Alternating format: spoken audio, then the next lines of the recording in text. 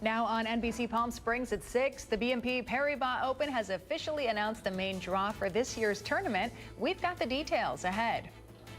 Also, trouble at Tropical. A Yelp review leads to a now viral exchange. We'll hear from both the customers and the restaurant's owner. That's ahead.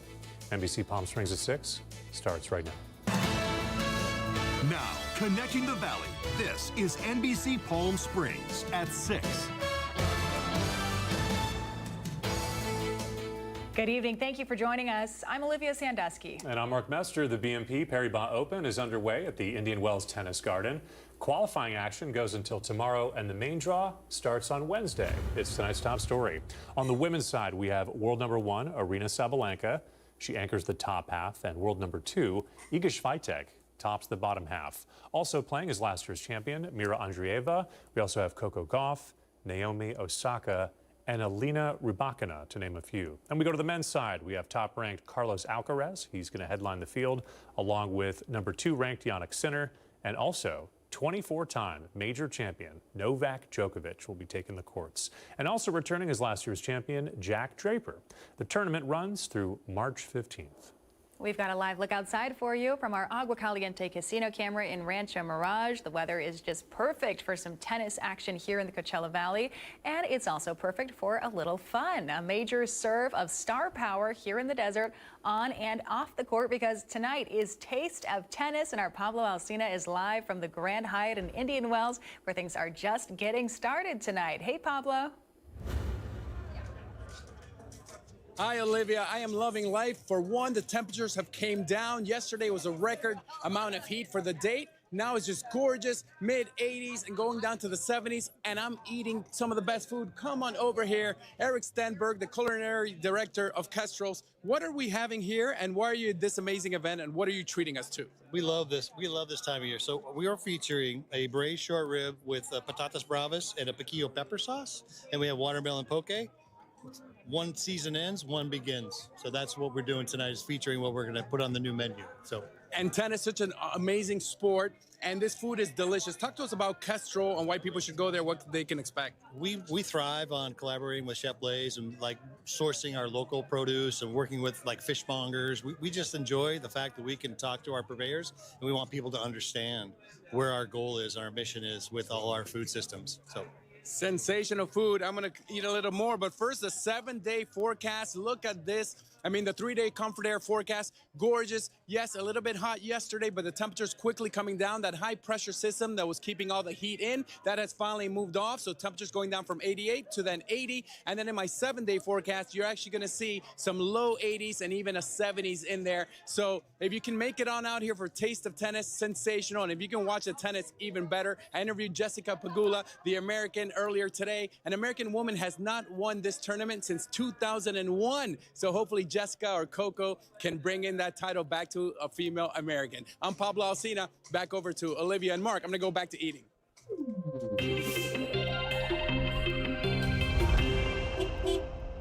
All right, thanks to Pablo for that. It is time for Know Before You Go, where we tell you about the major road closures you should know about this week. And we're going to start with what we were just talking about. We have Indian Wells for the BNP Paribas Open. It's leading to backups off of Miles Avenue at the intersection of Washington Street and Highway 111. That congestion will fluctuate throughout the day. Here's some more details on that. The busiest times will be in the morning, starting at 9:30 up until around 12:30.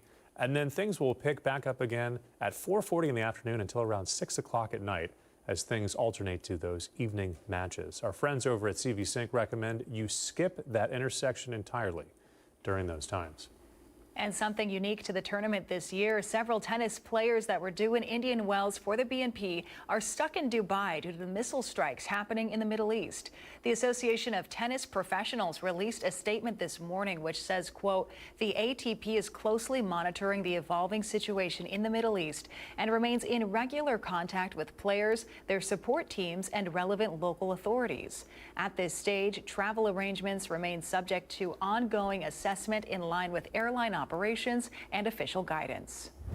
Turning to a local alert this evening, a restaurant has been hit with some controversy after a social media video was made where the guests say they felt uncomfortable with a comment that a staff member told them. Our Brett Rosen is live in studio tonight with the story. Brett? Mark, the restaurant was the Tropical in Palm Springs. And the comment that was made by a waiter not only left a group of women uncomfortable, it left them speechless.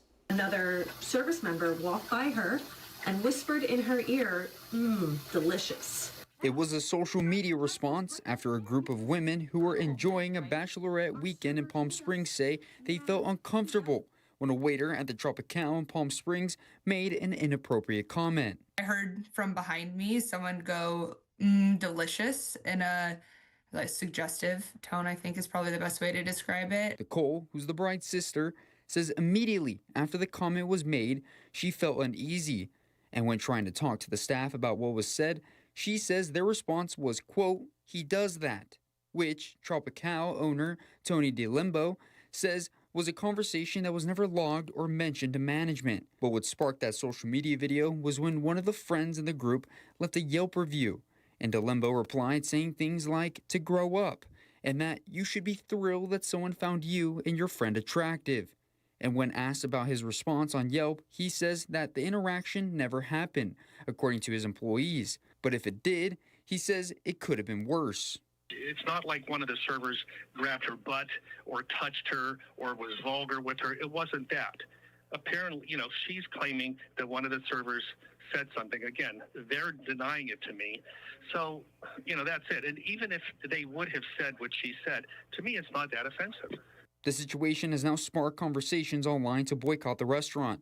Nicole says the point of the Yelp review and social media posts was to never hurt the business, but instead wanting them to be better. As a business owner, it is your responsibility to make sure that your customers are happy and satisfied with their service. And so if I'm saying that something upset me and made me uncomfortable, whether or not that was their intention or not, I would expect their response to be more understanding and try and resolve the situation. And even though both parties are not in agreement on what actually happened, something that rang true for both parties is that neither of them have spoken about the situation since it happened last Friday. Live in studio, I'm Brett Rosen, NBC Palm Springs. Brett, thank you. More local news tonight. Early giving is officially underway for CV Giving Day 2026. Community members have just a day left to participate as this takes place on Tuesday. Presented by California Bank and Trust and Desert Community Foundation, CV Giving Day brings together donors, nonprofits, and local businesses to support the causes that strengthen the Coachella Valley. Early giving allows donors to make contributions ahead of the 24-hour giving day, helping nonprofits build momentum while ensuring gifts count toward overall fundraising totals and prize challenges. All early donations are included in CV Giving Day totals, and they help nonprofits qualify for the incentive prizes and community challenges funded by local partners, including $50,000 donated by CB&T. Today is the last day of early giving, with the official 24-hour CV Giving Day taking place tomorrow. That's March 3rd. To learn more, to donate, or explore the participating nonprofits, you can visit the website at the bottom of your screen. Coming up next tonight, we have the very latest on the U.S.-Iran war, how our local politicians are reacting to the latest violence. That's after the break. Plus, Agua Caliente Casinos is getting ready for an upcoming holiday celebration. How they're celebrating the luck of the Irish. That's ahead, and here's a quick look at your gold and silver prices. Stay with us. Those headlines right after this break.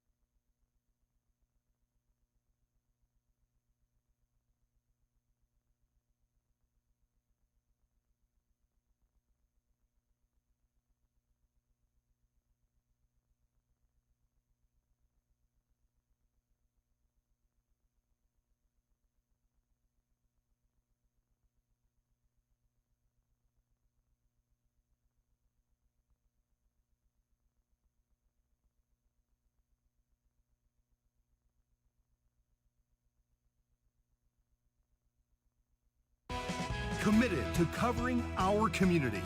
You're watching NBC Palm Springs at 6. Welcome back. As Israel and the U.S. continue to bomb Iran, the Pentagon says 6 American service members have died after Iranian counterstrikes over the weekend. Tonight, President Trump is defending the decision to join Israel in attacking Iran. Operation Epic Fury has killed nearly 50 top Iranian leaders, including the Ayatollah. NBC's Gary Grumbach has the latest tonight from the nation's capital. The United States and Israel continuing to pound Iran with bombs and missiles for a third straight day. President Trump at the White House explaining why he decided to attack now, after weeks of negotiations with the Iranians. Our country itself would be under threat, and it was very nearly under threat. Iran and its allies responding with drone and missile attacks across the region, hitting targets in at least 10 Middle East countries, including Saudi Arabia, Qatar, and the United Arab Emirates. Dramatic video after Kuwait shot down 3 American F-15 fighter jets in an apparent friendly fire incident. All 6 crew members survived. The Pentagon confirming today at least 6 U.S. service members have now died after Iranian attacks in the region over the weekend. The president insisting Operation Epic Fury is ahead of schedule after the initial barrage killed nearly 50 top Iranian leaders, including the Ayatollah. Right from the beginning, we projected 4 to 5 weeks, but we have capability to go far longer than that. We'll do it. The conflict stranding hundreds of thousands of travelers caught in the middle. Americans like Oliver Sims finding themselves unable to get back to the U.S. with airports and airspace across the Middle East suddenly shut down. I have no idea as to how I'm going to get out of here. Some people are thinking about going and driving to other countries and then catching flights out of there. And so I'm still weighing several different options. I don't think they know what they are doing. On Capitol Hill, Democrats slamming the president's decision to go to war. They've spent through billions of dollars already. I think folks at home want cheaper health care, cheaper housing. I go on and on. They don't want billions spent on unnecessary wars overseas and Americans coming home in flag-draped caskets. The White House is briefing top congressional leaders from both parties on Operation Epic Fury today and will meet with all members of Congress tomorrow. A bipartisan group of lawmakers says it will vote on a bill this week to rein in President Trump's ability to take further action in Iran. But even if it passes, the president will likely veto it. Gary Grumbach, NBC News, Washington. And following the conflict, we have reached out to Congressman Raul Ruiz and also Ken Calvert to hear what they have to say. Congressman Ruiz issued a statement on social media saying the following, quote, "My heart breaks for the service members killed and severely injured. There was no proof or evidence given to Congress and the American people of an imminent threat to the United States, and Trump sent them anyway.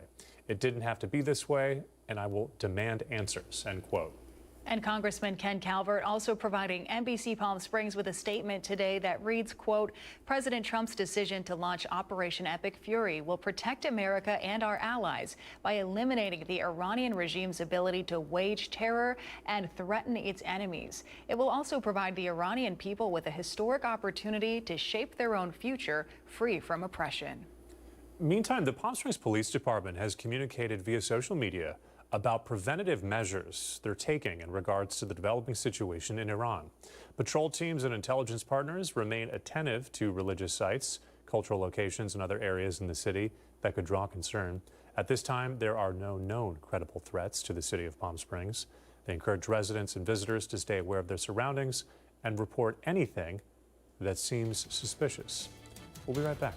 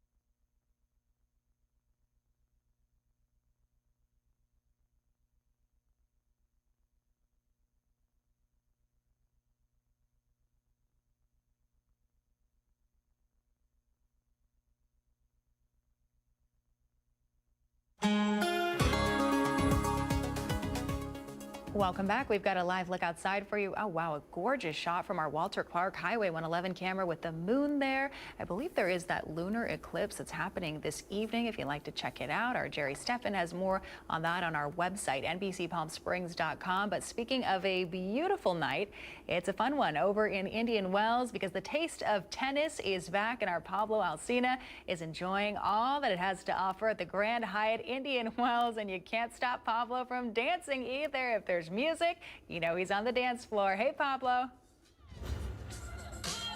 I'm always dancing, especially when DJ Jasmine Solano is tearing it up on the 1 and 2s. The food is sensational, and we have superstar tennis players here, and we also have superstar chefs. Chef Angelo Sosa from Tia Carmen is here. Pablo, what do you got, some tap shoes on there? Oh, I'm a dancer, baby. Are you Dominican? Are you Argentinian? Are you Italiano? I'm a guy from Miami, so you know I know how to dance. And Angelo, I'm cooking on the dance floor, but you're cooking on the grill. So what do you have here today? We are at the Taste of Tennis. We're at the Indian Wells Grand Hyatt, and we're featuring food from Tia Carmen, okay? We have a beautiful arroz Campollo aquí.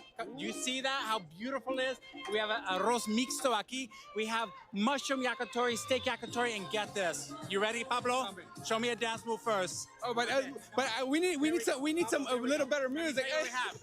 It's not Sunday, but it is Sunday, right? We have a beautiful Aziz farm, a local date farm, ice cream sundae with a pork pancetta and a pomegranate molasses. Pablo, am I going to get to taste that sundae? Drop the mic. Yes, Boom. you will. Let me do my 7-day forecast. Bring over the sundae so I can taste it right now. Indian Wells, Grand Hyatt. Check us out, Carmucha as well. It's a culinary oasis. Gotta check it out. 7-day forecast real quick. The temperatures are going down, thankfully. In December, we were hotter than normal for 22 of the days. Set a record yesterday, but nice. Now the high pressure system has moved out. Temperatures are gonna drop down to the mid to low 80s for the next 7 days. We're also not expecting any rain anytime soon. And also look up. Woo, let me get a taste. Delicious. Give it to me, Pablo. And there's a full moon real soon, so go out and look at the moon. Keep it here on NBC Palm Springs. Thank you.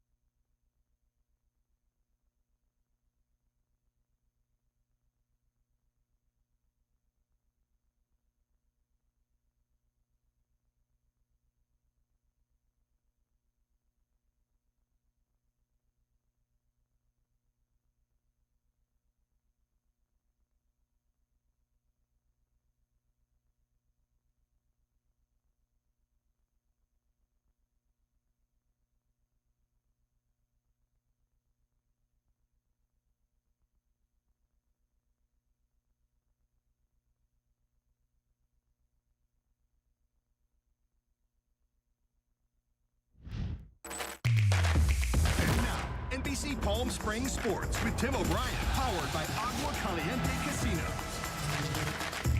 The 2026 Desert Smash officially underway here from the La Quinta Resort and Club. An unbelievable morning and afternoon full with pickleball athletes and celebrities from sports to entertainment. The likes of former Dodger J.D. Martinez, Jarvis Landry, who played in the NFL, Ted Danson here in attendance, and then the #1 pickleball player in the world, Ben Johns, in attendance as well. That's all going to charity, multiple charities around the Coachella Valley, of course. But most importantly, this morning, we know our national champs, our Coachella Valley Scorpions, held a clinic this morning for high-end pickleball players on behalf of sponsorships through the pickleball world. When you make it this big, like Kim Jade and the crew did with the Coachella Valley Scorpions, you get to hold cool events such as the one they did this morning.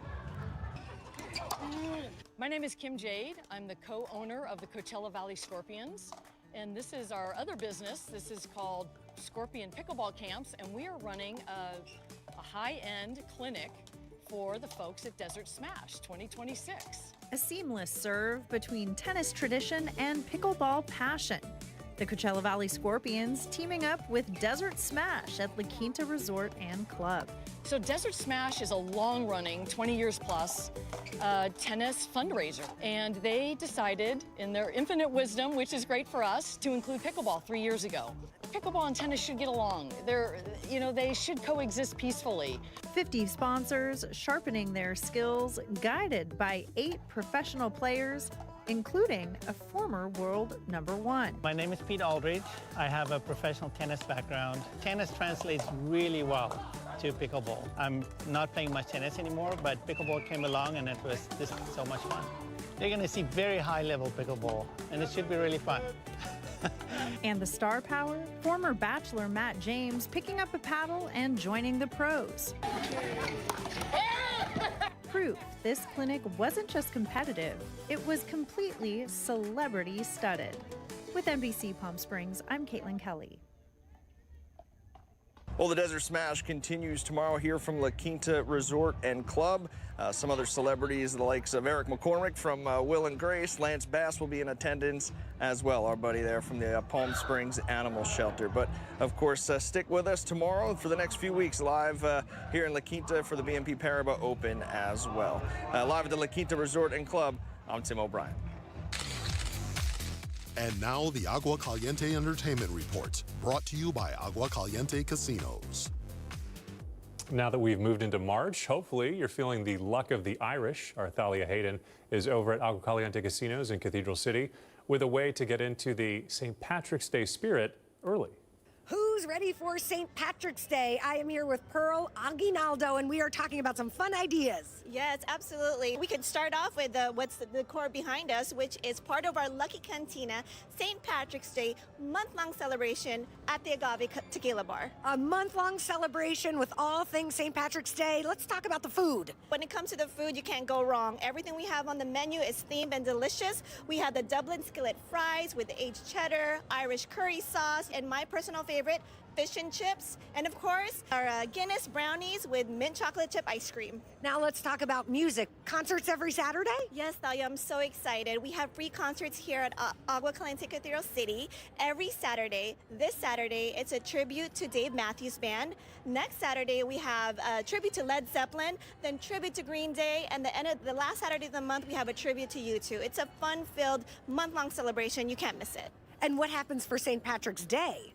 Well, here at Agua Caliente Casinos, when we celebrate St. Patrick's Day, we do it right and we do it big. We have roaming entertainment, Irish dancers, we have food and beverage specials, mocktails and cocktails, and just entertainment, not just here at Agua Caliente Cathedral City, but also at Rancho Mirage in Palm Springs. And I promise you, if you come here, you will enjoy the decor. Thank you so much, Pearl. Thank you, Thalia. And back to you.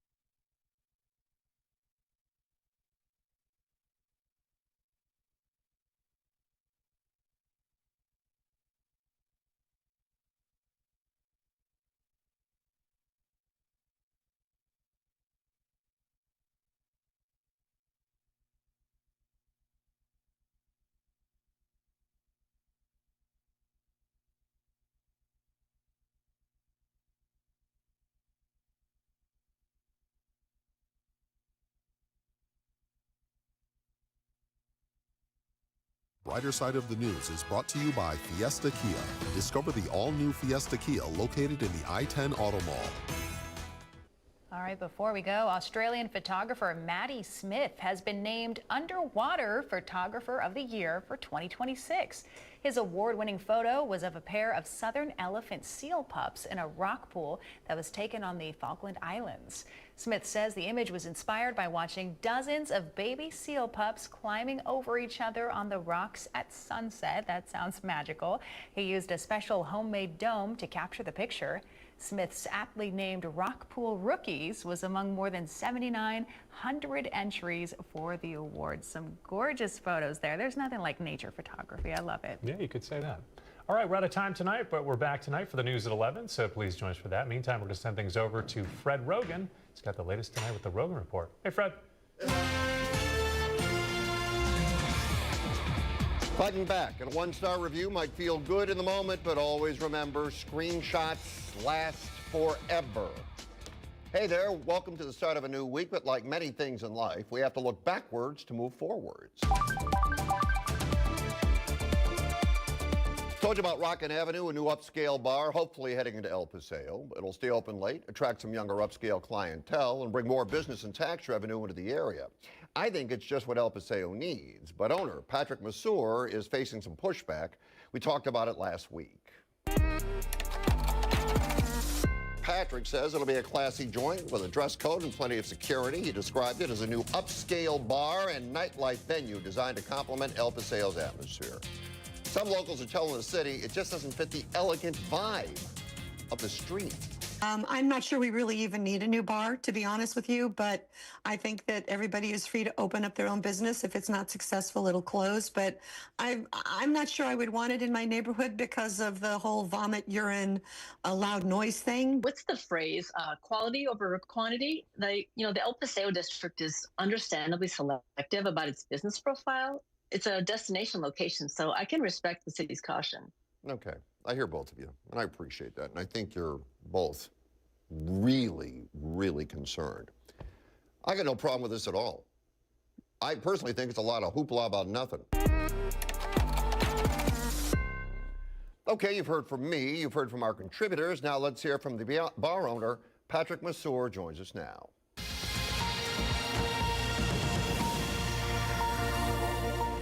Patrick, welcome to the program tonight. Hey, thank you for allowing me to be on here. Okay, so let's talk about it. You want to open a place on El Paseo. It's a new bar. And you're running into a lot of resistance, aren't you? Yes. Yeah, well, kinda. From a few people, but the word's getting out there.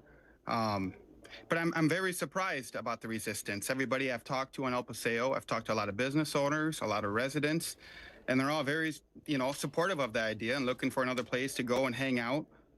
Where they can listen to 70s and 80s and 90s rock and roll music that's fun and safe. But yeah, I'm very surprised that this stuff is coming out. I'm just trying to bring more to the El Paseo community and work with other businesses. What are the concerns that some of the business owners have there? Like puking and urinating and those kind of things, which is, really ridiculous because, that can happen anywhere. But our place is going to be an upscale place. We're going to have top-notch security with suit and ties on. There's going to be a dress code. But this place is just going to be a fun place where people can come and hang out and listen to the good old music. All right. So when I first heard about this, I thought it was very odd that anybody would complain about it. There's really no place like this on El Paseo. Kitchen 86 stays open late.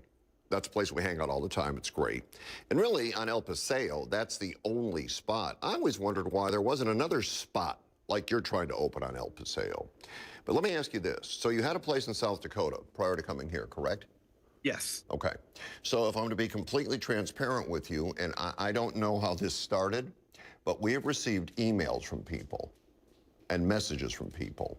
And these are obviously people that A, don't want the bar there, or B, don't like you. But they have sent these emails and they've said, you had problems in South Dakota. And the bar there was rowdy or out of control.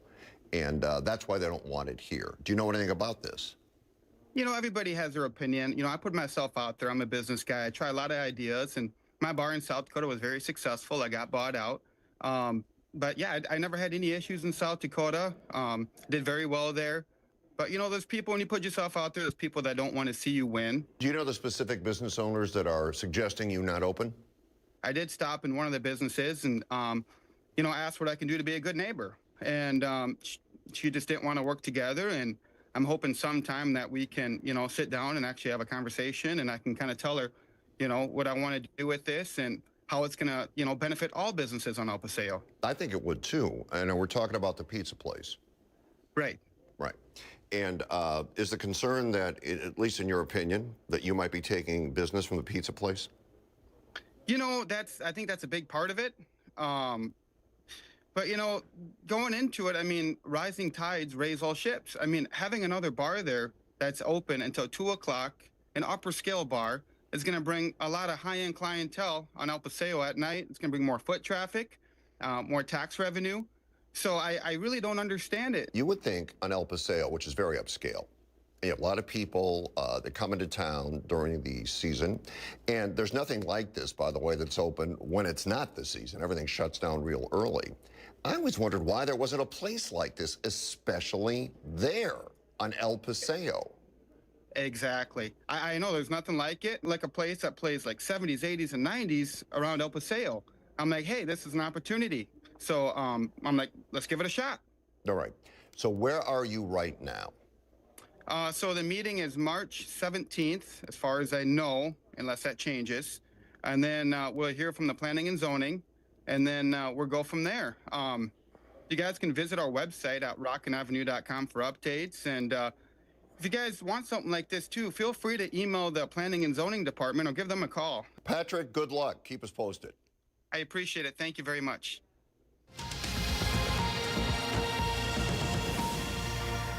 They had our contributors tonight, local actor and singer Katrina Dixon. Katrina, good to see you. It's been a while. DJ and promoter Aaron Aldericio. Aaron, I've seen you since I've seen Katrina. So hello to you as well. Okay. Katrina, what do you think really is at the bottom of the pushback? Honestly, this feels a lot like elitism happening. Let's be honest, the vast majority of people that use most of the shops on El Paseo tend to be of an older generation that like that classy feel of like the higher income, but it's trying to match that. It's not like it's some grungy, it's not the Hood bar, which isn't even grungy. It's just one street down. It's just not El Paseo status. There's no reason to not bring a younger crowd into El Paseo, because El Paseo is slowly going to die off if they don't move with the times. Aaron?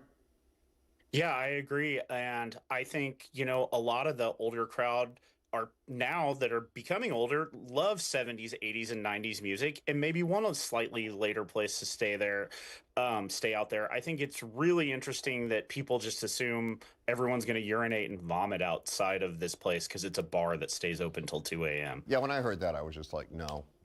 See, you went too far. You might have a problem with the bar being there, right? For whatever reason. But when you go to that level, then we have to discount what you said in the first place, because that's just insane. You're both in the age group that Patrick would like to have in his bar. What would make you want to head out there and spend time, Aaron?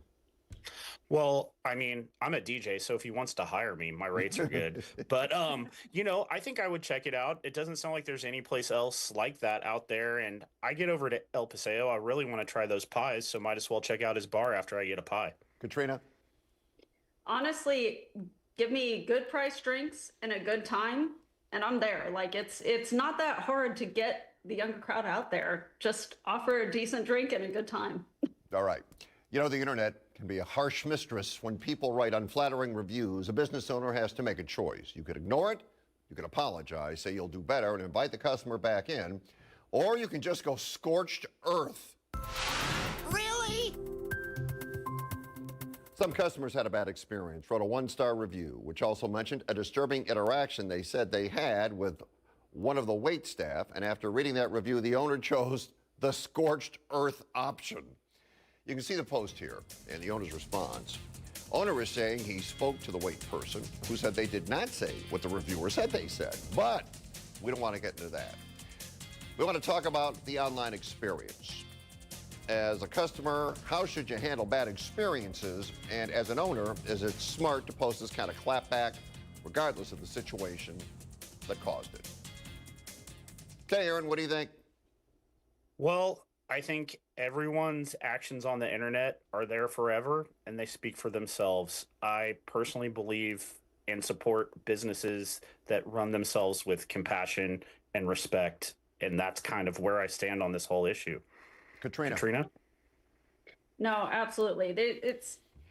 It's one thing to stand up for your employees. It's another thing to actively attack that person, to insult them by basically calling them immature, saying, oh, grow up, and defending behavior that even whether it happened or not, you simply say, we don't support this kind of behavior. And to come at a customer like that, that's going to throw so many people off of interest for that place at all. I've eaten there, by the way. I've eaten there, and I mean, I don't know about this exact situation we're talking about, but I ate there and I thought the food was good. That doesn't mean this didn't happen. I'm just pointing that out. Are you a big online review person, Katrina? I wouldn't say a big one, but I do rely heavily on other people's reviews to see what the feel is. Now, I don't tend to look into their reviews on their personal opinions of the people working there because that seems incredibly subjective. But I do read reviews about the food and, you know, the drinks and so on. You think somebody could have an axe to grind, Aaron? You think somebody could feel that way and just fire off an unflattering review? It can totally happen. I mean, I see it all the time because I'm like Katrina. I don't usually write reviews unless it's for a friend's business or a place I had an incredible experience. But that's the thing. It's the internet's the Wild West. People can post their opinions everywhere, but ultimately the best way to show how you feel is to speak with your dollars and where you spend them. All right. Our good neighbors are good neighboring again. Friday, Pamela was looking for somewhere to have her pearls restrung. Friend of the show, Scott Black, had an idea. Hi, Fred. I highly recommend Smoke Tree Jewelers for repairs on a string of pearls for your viewer on Good Neighbor segment. Lainey also had a recommendation. I had 2 rings repaired at D. Bierfeld Jewelers near Home Goods in the Whole Foods Shopping Center in Palm Desert. The owner did an excellent job. I would suggest Pamela go in for a consultation. I love supporting small, independently owned businesses. And Kat was looking for a hairstylist to help her with her layers. Kathy has an idea for her. She wrote, tell Kat to find Lucky Boys in Palm Desert. Great cuts for 30 bucks. Did she say 30 bucks? You might see me in the chair. Now remember, we don't endorse or vet any of these vendors. These are all viewer suggestions, so do your own research before using any viewer-suggested businesses. Thanks to Katie, Scott, and Lainey. They are excellent examples of good neighbors.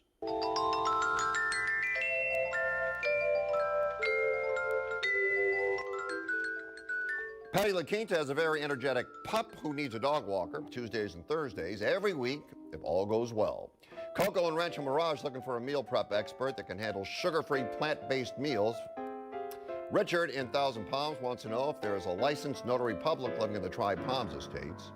And in Bermuda Dunes, Jerry has a minor bumper ding and is looking for recommendations for a non-corporate car repair shop. With temperatures rising, some suffer from excessive sweating. Please towel off before writing the show. Find Fred on Facebook and Instagram at Fred Rogan or email thedesertdean@gmail.com.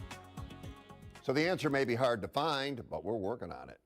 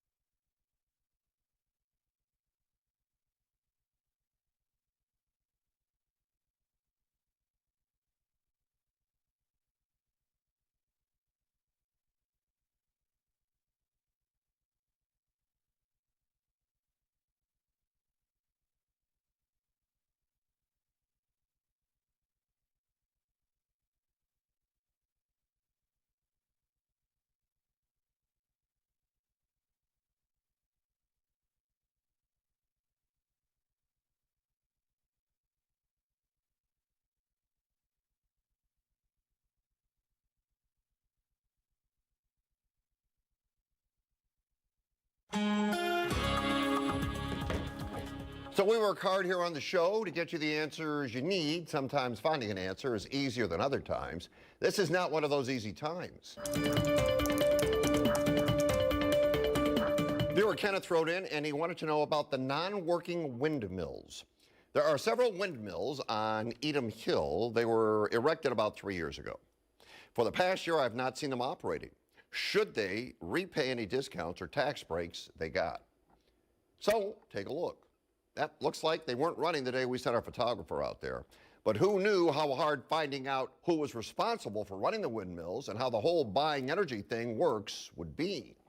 We reached out to one person who gave us the name of someone at Southern California Edison. We reached out to that person who put us in touch with a third person who done a heck of a job trying to figure out what this is all about.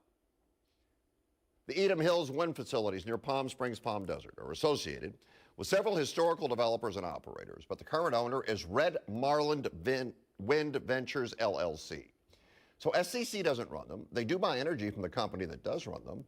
And Kenneth, just to find out, that took us about a week. At this rate, those windmills will be running again before we get any more answers, but do not fear. We will now reach out to Red Marlin Wind Ventures, LLC to see why the heck those windmills are never running. So stay tuned.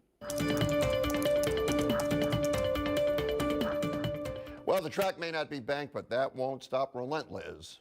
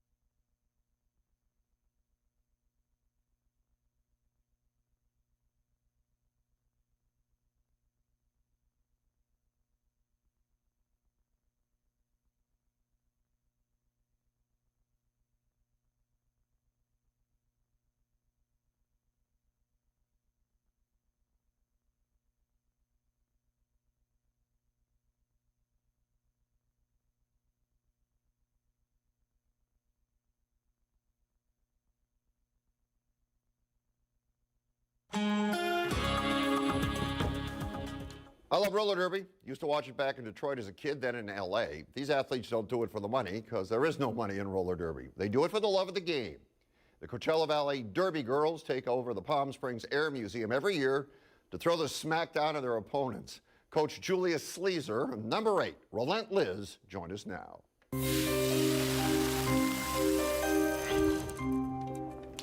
All right, we welcome you in tonight. Thanks for coming down. Thank you for having us. Thanks for having us. All right, the Derby girls are back in business, and we get started when? We get started March 14th at the Palm Springs Air Museum. Yeah. All right. Well, we already started, but you get to see us March 14th. Yeah. Okay. So before we went on, I was telling them, and I mentioned this last year when people came in, I'm a huge fan, love roller derby. Yeah. Grew up in Detroit, used to watch it every weekend on Channel 9, CKLW. They would televise it.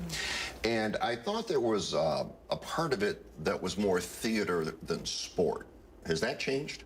Yeah, definitely has. It's the sport that I grew up watching, as did you. I grew up with the LA T-Birds in Los Angeles. And right. So I watched that and loved it.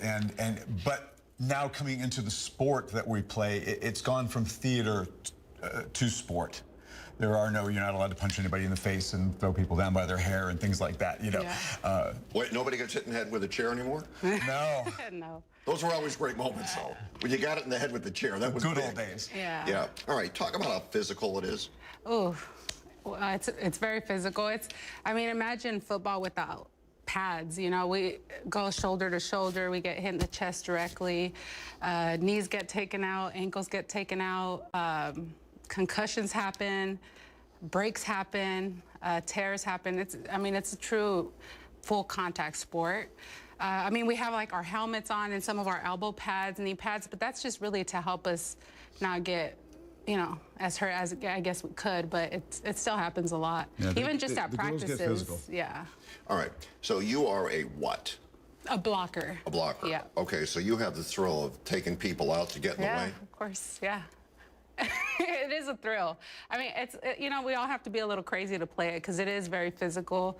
It's a very mental sport too. Like you have to get out of your head because there's girls that are smaller than you and you're like, I can't possibly hit them. There's girls that are bigger than you. I'm like, I can't possibly take them out, but it happens. So it's very mental. Like you have to believe you can do it, and then that's what All it is. of this sweet is fine, but when we get game going, I lean on her to make things happen.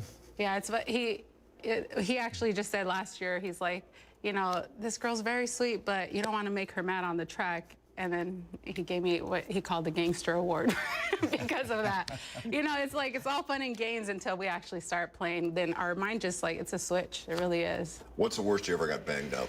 I would have to say I tore up my entire knee. Like any ligament in my knee, I tore it. Really?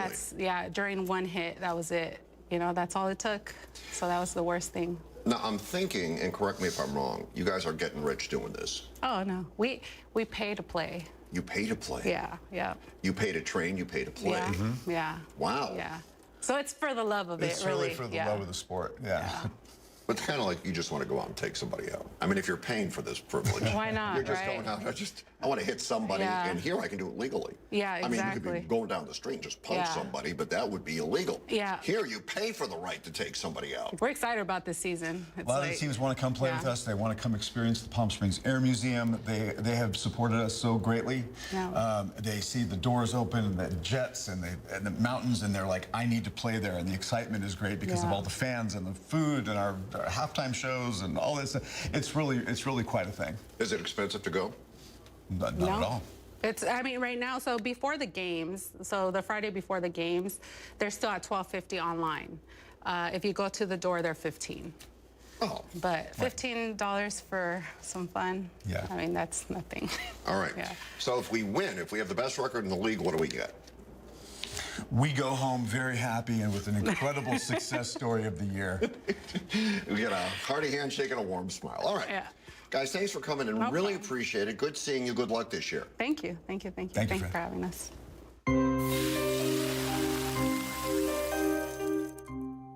And when we return, the Riddler checks in.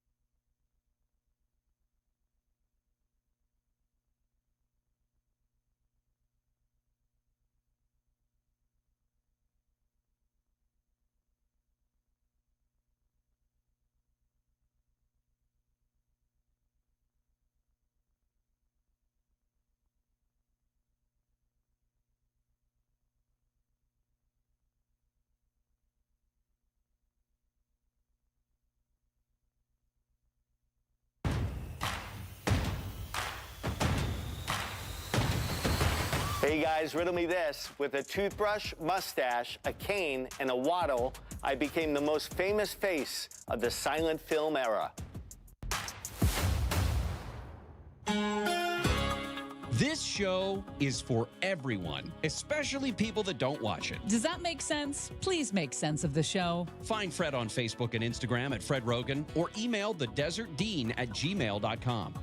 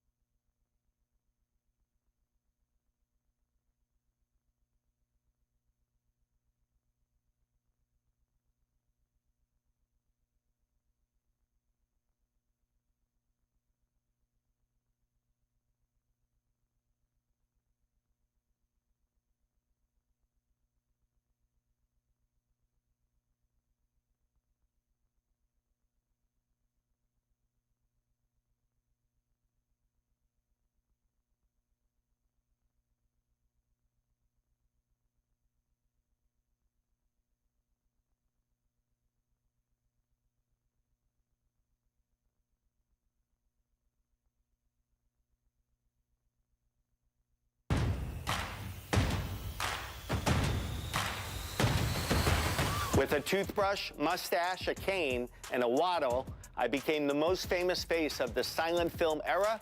Who am I? You should know it. Charlie Chaplin. Okay, some comments tonight about Assemblyman Gonzalez and the gas tax. Gary was not impressed. Seems to me shifting gas taxes to the general fund only shifts the tax from the pump to the pocketbook. General fund comes from the same people that are currently paying that tax at the pump. False savings. Becky has an additional question. You talked about the California gas tax, Coachella Valley Unified School, and where is the money going? What about the lottery money? I thought years ago, when they were trying to vote in the lotteries, we were told the money would go for our roads and to better our school systems. About the law, now treating pets as family members. Howard let us know. He was all...